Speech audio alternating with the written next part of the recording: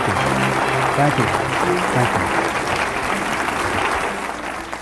you. We've been going through several stages. We talked about self-awareness. Who am I? Asking that central question in one's life. Looking at your strengths and your weaknesses. Getting some evaluation, determining what it is you want out of life. Then we went to the next level of self-what? Self-approval. Approving yourself to do the things that you like to do. And going after the dreams that you like to go after. And we know when we don't approve of our dreams because of the fact that they stay up in our minds. We don't act on them. We procrastinate. We come up with a variety of excuses on why we're not going into action. And then the next level is what? Self-commitment. Going for that dream. Going for those goals. Deciding to do the things that are necessary to bring about the changes that we want to bring in our lives or what we want to bring in society. And then after that, we are now to this level. And this stage is what? Self-fulfillment. Because when you are involved in commitment, when you are implementing your plan of action, you're going to produce some results. You're going to have some victories that you can feel good about. And it's a time of celebration. So what happens when you hit the level of self-fulfillment? First of all, what we want to know is that self-fulfillment is unending and should be viewed in that context. Robert Schuller says it best when he says success is never ending. So that means that we never get to a level where we feel that there's nothing else for us to do, that we've achieved a certain number of goals and we figure that we're through. No. You don't want to stay there and celebrate too long like a lot of people do. When they do something they consider outstanding, they go around talking about what they used to do. See, let me tell you, I used to do this and I used to do that. Excuse me, used to be's don't make no honey. What are you doing now? What have you done for me lately? You know? Go around telling people about what you used to do and who you used to be. What does that count for now? Nothing. What are you doing now?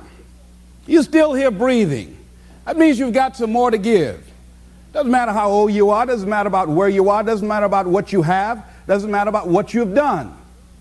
Life is about growing, it's about being productive, it's about stretching, it's about challenging yourself. So you start looking around and decide, hey, what else do I want to do? What got me here? It's a time for celebration, but also a time for reflection. What got me here? What worked? What did not work? What do I need to do to repeat so that I can get the same kind of results in other areas of my life? If the goal is to improve my health, if the goal is to improve my relationship, if the goal is to improve my income, if the goal is to improve something in society, what is it I need to do?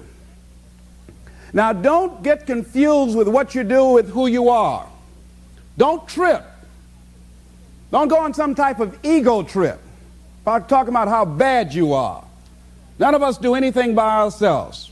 Develop an appreciation for external support as well as good fortune, because all of those things play a role. And the other thing is, don't go overboard celebrating. Kipling says it best. You must meet with triumph and disaster and treat those two imposters just the same. You look at it, hey, I did it. I feel good about that. Now you're moving on to the next thing. Things did not work out the way you wanted them to work out. You didn't produce the results you wanted to produce. Hey, miss that. Win some, you lose some. Next, moving right on. Don't confuse who you are with what you do. Let's go on to the next level, looking in that particular area. You return to the area of self-assessment. You start looking at yourself and evaluating yourself. Now, what are some of the elements or the characteristics or the qualities of people who are fulfilled, who live a life of fulfillment? What are some of the things we can look at about them? I think, number one, make your mind fertile ground for the seeds of opportunity. I think if you want to experience a sense of fulfillment, you've got to have an open mind so that ideas can come in there and take root and grow. So part of beginning to have fertile ground, you got to break that ground up. You got to break up that hard crust. Because if you don't, seeds will fall there and the wind can blow them away, the winds of doubt. When you're set in your mind and you refuse to grow and you're not open to new ideas, new methods, new ways of doing things, if your mind is already fixed, you become stagnant. You can't grow. You can't have a sense of fulfillment. You become extremely cynical and negative about everything. You know it all. So you want to begin to look at life and have a sense of curiosity, not know it all. You want to keep learning, keep growing, and realize that we had a theme. You never find out how much you know until you find out how little you know. And there are some people you can't tell anything. They have all the answers. Oh, I've already done that. Larry DeAngie was telling me, he said he was on a plane and he was observing two men talking, and the guy was reading a magazine. He looked at the guy next to him and said, would you like to read this magazine, share this magazine I have? No, I read that before. Don't like it. Don't like it. Okay. So he had a newspaper. He said, what about the USA Today? No, I read that before. Don't like that either. Tried that once. Don't like that. So they served them some food, and he said, would you care to have anything I have here? Because the guy wasn't eating. No, tried that before. I don't like that. And he noticed the guy only had one child. He said,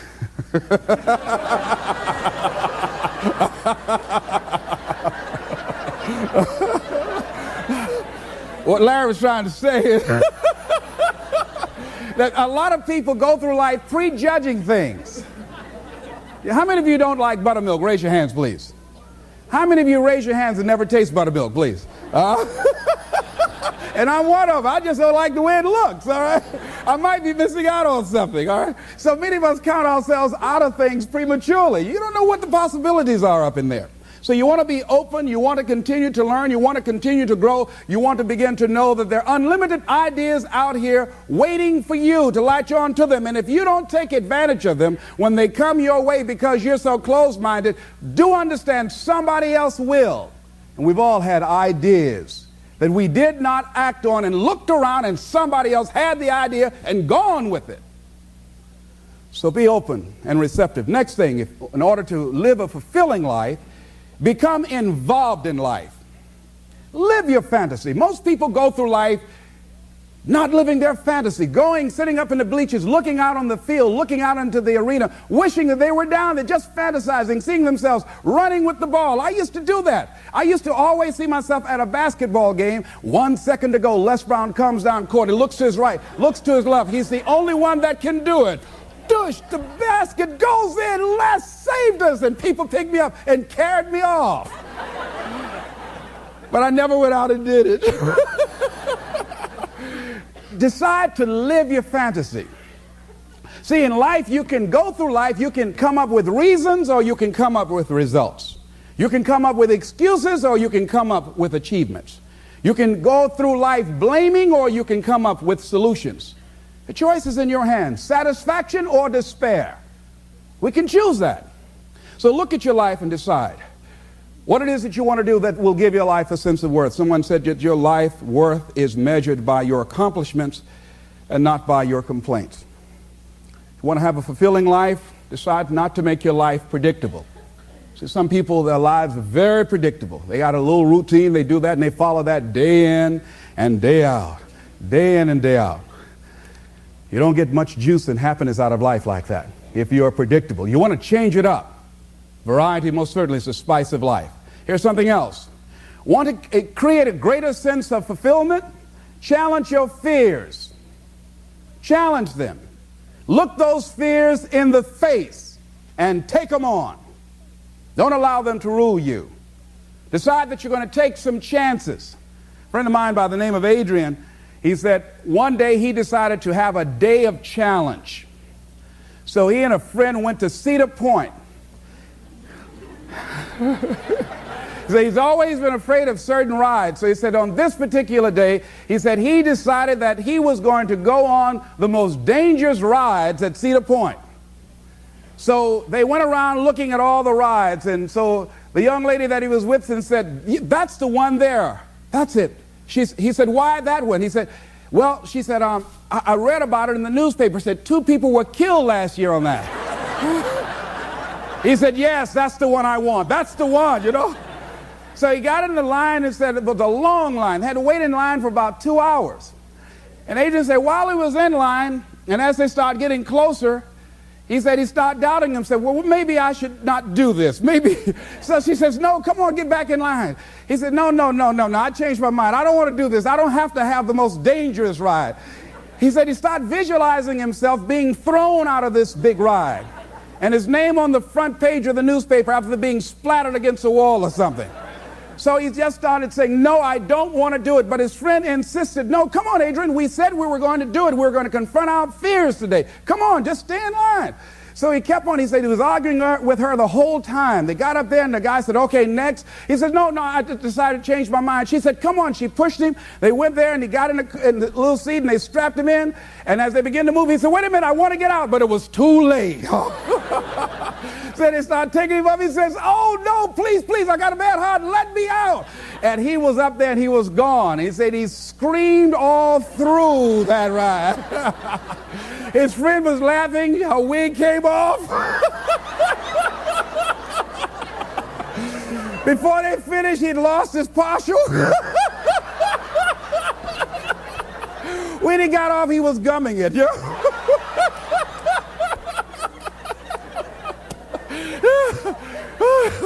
But Adrian said, Les, when I got off, he said, I walked a little taller.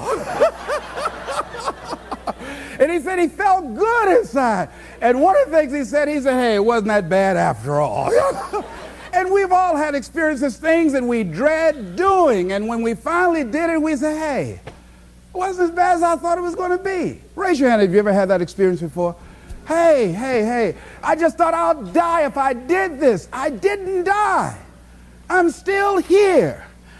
And ladies and gentlemen, that's what most people miss out of life. You've got to be willing to risk. If you're not willing to risk, you can't grow in life.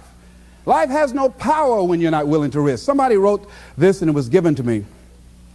It said, to laugh is to risk appearing the fool. To weep is to risk appearing sentimental. To reach out for another is to risk involvement. To expose feelings is to risk exposing your true self. To place your ideas, your dreams before a crowd is to risk their loss. To love is to risk not being loved in return. To live is to risk dying. To hope is to risk despair. To try is to risk failure. But risk must be taken, because the greatest hazard in life is to risk nothing. The person who risks nothing, does nothing, has nothing, is nothing. They may avoid suffering and sorrow, but they cannot learn, feel, change, grow, love, and live. Chained by their certitudes, they are a slave. They have forfeited their freedom. Only a person who risks is free. I'm reminded of a missionary who had gone to Africa to work with a certain tribe, and they were called the Headhunters. And there was a reporter observing him, and for a long period of time he had a limited relationship with him. They would not take him in. And he said because he was tentative and hesitant and fearful, he didn't want to risk having a relationship with him because he didn't want to mess around and have his head taken off. He had this fear, and obviously it showed, and the tribesmen sensed it. So one night he was sleeping, and he made a decision, because the reporter came back and saw him, and he had an incredible relationship with the tribesmen, these headhunters. The guy said, what happened? How did you convert the distance, the hostility, into a warm, close relationship? He said, I had a dream one night. He said, I was thinking, and he said, I dreamed. He said, what's my passion? What's my life goal? He said, I always wanted to be a missionary. And he said, this is the work I love. And he said, in the dream, he asked himself, how much do you love it? I said, I'm willing to die for this dream. And he said, and he thought about that when he woke up, that he loved doing this so much that if it was in fact his passion, that if it was in fact his life's work, he's willing to die for it. And so therefore, he said, he had no longer any fear of death. And he went in there and started working with them. And obviously, they picked that up. And he said something else that was profound. He said, when you no longer fear dying, what else can life threaten you with? What else? See, when you are willing to risk all of it. When you're making that kind of commitment, somebody always defined commitment, I love it, said next time you have bacon and eggs, look at it, say the chicken was involved, but the pig was committed.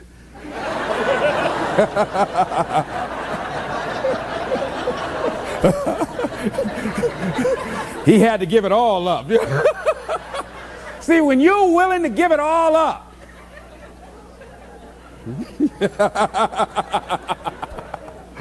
see, that's what life is. See, you've got to be willing to give it all up. When you're willing to throw it all on the line, that's when life takes on a whole new dimension. See, most people won't do that. They won't risk that. So decide to take some risks. You want to break the routine. Most people go through life following that routine, and we know that that is a living death. Going through life, playing it safe, you're like a breathing corpse.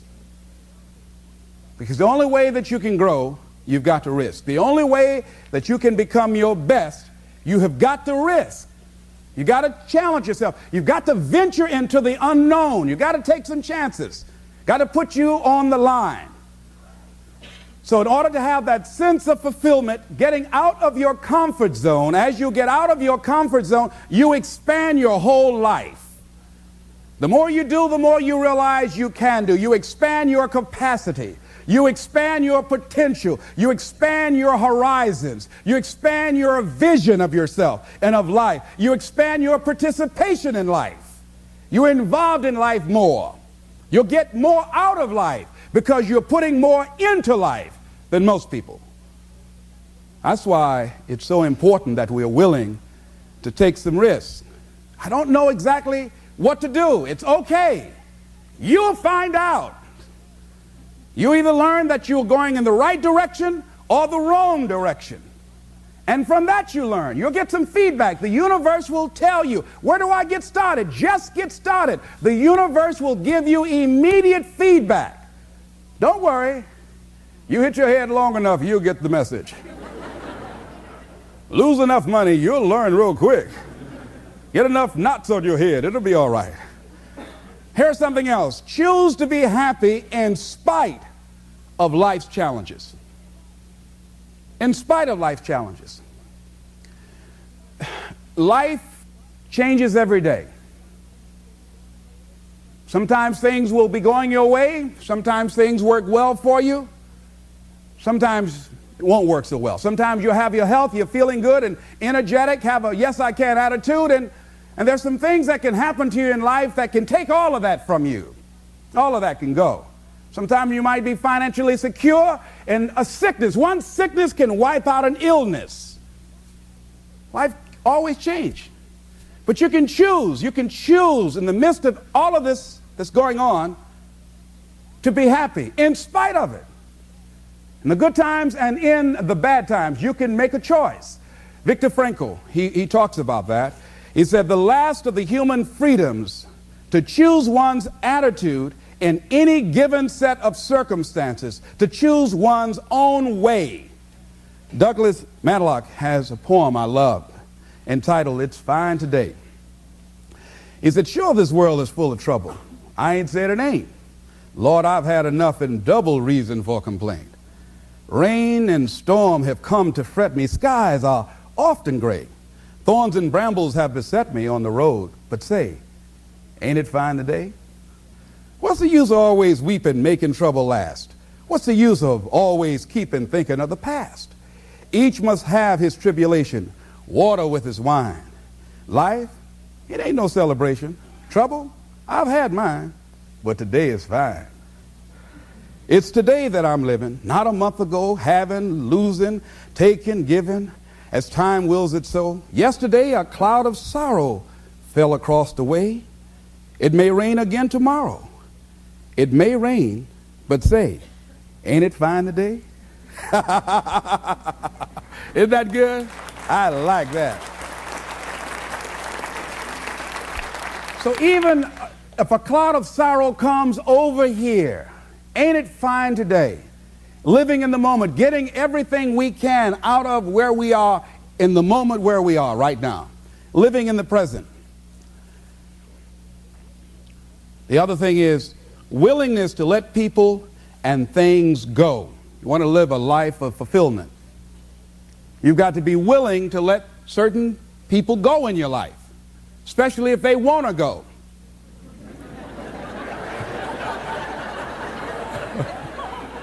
Don't get addicted to material things. Be willing to let things or people go. When they're no longer good for you, just let them go. Just to hold on tenaciously, it really doesn't make really good sense, all right? Just many times we do it because we don't realize that we might desire it, but we don't need it.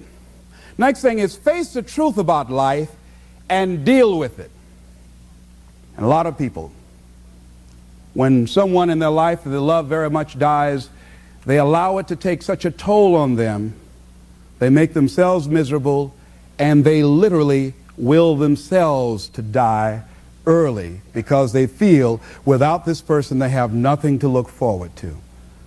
And no, life has other opportunities, other relationships, other experiences for us.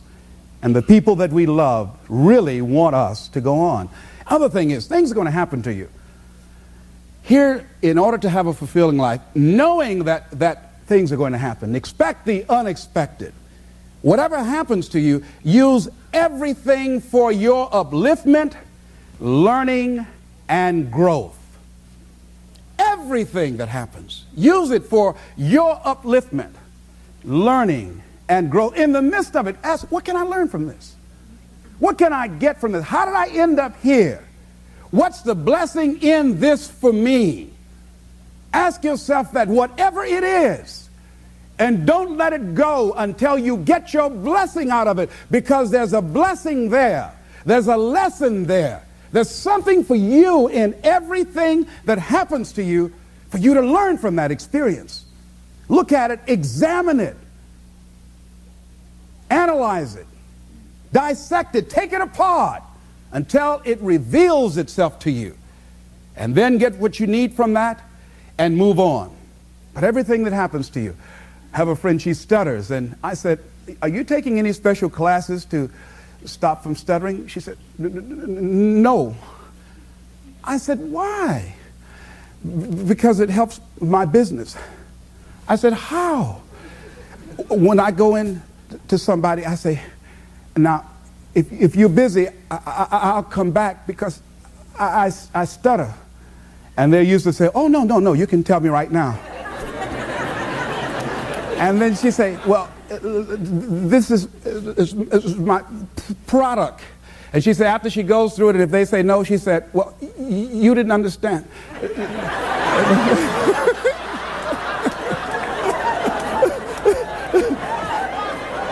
Let me tell you again. And they say, oh, no, that's all right. How much you said it is?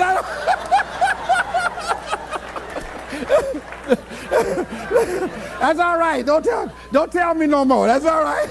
Just let me know how much I need to give you so you can get on out of here. So she's turned that stuttering to her advantage. Somebody says, if life give you lemon, write yourself a lemon cookbook. You know? So everything. I have people say to me, hey, I really feel sorry, for you. The fact, it's a shame they labeled you educable mentally retarded. I said, it's okay. I've told this story before. AT&T, Procter & Gamble, McDonald's Corporation, Xerox, they pay a whole lot of money to head, too. What would I have to say if they hadn't done that? Whatever happens to you, turn it to your advantage. So I have now made that a blessing for me as opposed to a handicap. I went and proved them wrong by engaging in self-study and consciously working to develop myself. So now they have to ask themselves, what were we thinking about when we labeled this guy? What was going on? And then there are people who look at me and say, wait a minute, this guy, he was labeled it, what? Retarded, you got to be kidding. If he's done what he's done, what can I do with what I've got? That's what happens. So when I get through talking and motivating a sales force, they leave there ashamed not to be motivated. Say, that retarded guy can do it. I know I got to do something. They're ready to run out the room, I got to do something up in here. Oh, no, no, no, no. Am I making any sense to you? Huh? Here's something I encourage you to do. Whatever you do, do it in a consciousness of love. See, if you love what you do, and if you decide to love people, to make wherever you are an experience of love, just decide to be a loving person, regardless if the people you're around are loving or not. Just see, I've never read anywhere where they say God has love. I've never read that. But how does it go? What is it? God is love. Not that God has love. Now, if we are the children of God, we are the offsprings of God, then we are what? Love. See, love is not an emotion. Love is not something you can give. You can't give love. You must be love. You've got to be a loving person. So as you operate in that consciousness, and this comes not just overnight with enlightenment or insight or just someone recommending that, but with practice. Practice and practice and practice and doing it and doing it and doing it and working consciously. How do you do that? With all of the evil things and evil people, how do you do that? Well, one of the things is we've got to practice to be non-judgmental, to suspend judgment. That if you can, in the midst of where you are, I know a gentleman by the name of Jeffrey in Chicago. When I go there to do my training, he's a quadriplegic. He used to be a bitter young man. He's involved in a car accident and is paralyzed, cannot move his neck. He's quadriplegic, complete. He used to be very bitter, very angry. He decided to become a loving person as a result of Jeffrey's decision. Jeffrey's life has taken a dramatic turn. He is now an inspiration and a blessing to other people. There are people who say, wait a minute. And I know one guy in particular who's always a cynical, negative guy, and I introduced him to Jeffrey. He said, if this guy could be pleasant and loving and have a smile on his face, how can I worry about this little stuff I'm worried about? How can I allow life to get next to me? How can I talk about being depressed when I can get up and move around and walk around? And Jeffrey can't do that, and he's confined to this wheelchair. Jeffrey has decided in a spirit of love to make his life a blessing to other people. He's going back to school. He writes with a pencil in his mouth. He is determined. Sometimes he becomes a little frustrated. Sometimes he does get a little depressed, but he doesn't allow it to keep him there. He's a loving spirit. You can feel it in his consciousness, just being around him. You can look at him and feel good inside. He's an inspiration to the people that come in contact with his life. That's a decision that he has made. And I feel that we can all make that decision. And through practice of being loving and giving out what we want, that we can become that kind of person in spite of the circumstances. Emmett Fox said, love is absolutely invincible.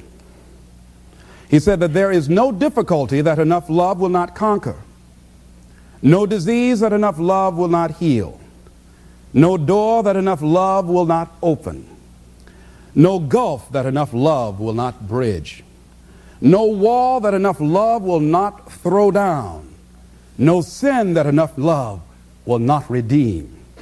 It makes no difference how deeply seated may be the trouble, how hopeless the outlook, how muddled the tangle, how great the mistake, a sufficient realization of love will dissolve it all. If only you could love enough, you would be the happiest and most powerful being in the world. And he ends it in a scripture that says, God is love, and he that dwelleth in love dwelleth in God, and God in him. Decide to be a loving experience in life. That whatever work you have to do, do it lovingly. That whatever relationships that you have, just decide to be more loving, more giving, more caring, more concerned, more sensitive than you've ever been before. But what if you don't get it back? It would be great if you get it back. It would be great. But don't count on it. You might get it back and you might not. But don't let someone else determine who you're going to be. Be who you are. Give what you want. Why? Because you want it back? No. Do it because that's who you are. Do it because that's how you've decided to live your life. Do it because it gives your life a sense of fulfillment and worth and self-respect. When we get off center, when we allow people or circumstances to determine whether or not we are loving because of the way they treat us or because of what we are experiencing, then we are not operating at cause in our lives. We are not controlling our destiny. We're not determining what happens to us and for us. And that's the power that we have been given, the power to choose ye this day whom you will serve. Who will you serve? Those negative feelings and emotions, anybody can hate. Anybody can be revengeful. Some people rather get revenge than get ahead in life. Anybody can do that. Anybody can hold a grudge. Doesn't take any greatness on that. Don't need any motivation and encouragement to hold a grudge. Have some resentment in your heart and some bitterness.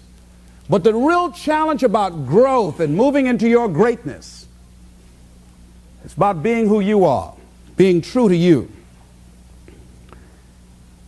I say, as you look at life, here's something I like what Charles Fillmore said at age 94. I fairly sizzle with zeal and enthusiasm as I spring forth with a mighty faith to do the things that ought to be done by me. I spring forth with a mighty faith to do the things that ought to be done by me. And I say, as you go toward your goals and your dreams, spring forth with a mighty faith to write the book that ought to be written by you, to sing the song that ought to be sung by you, to start the business that ought to be started by you, to help the people that ought to be helped by you, to make the difference in our society that ought to be made by you. Determine, what is my life work?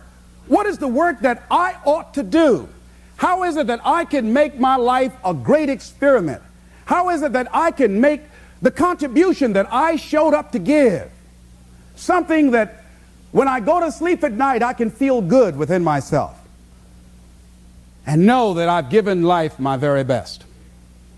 And one last step, I think, in the area of self-fulfillment, and that is that you must live in a spirit and an attitude of gratitude.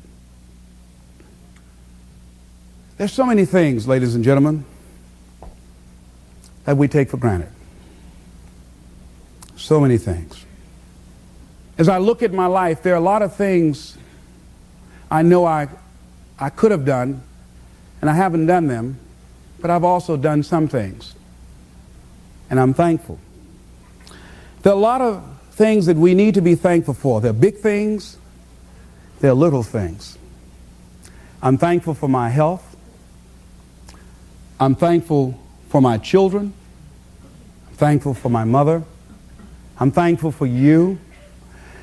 I'm thankful for the life that I live and for the people who have enriched my life, who have contributed to my being who I am. And as I look at my life, and I was up like 3 o'clock in the morning, and sometimes just laying there in the bed, staring at the ceiling, thinking, I just said, thank you, Lord. When I look back on my life, I've come a mighty long ways.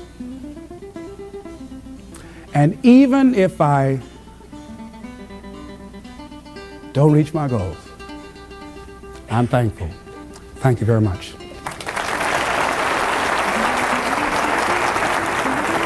Thank you. Thank you.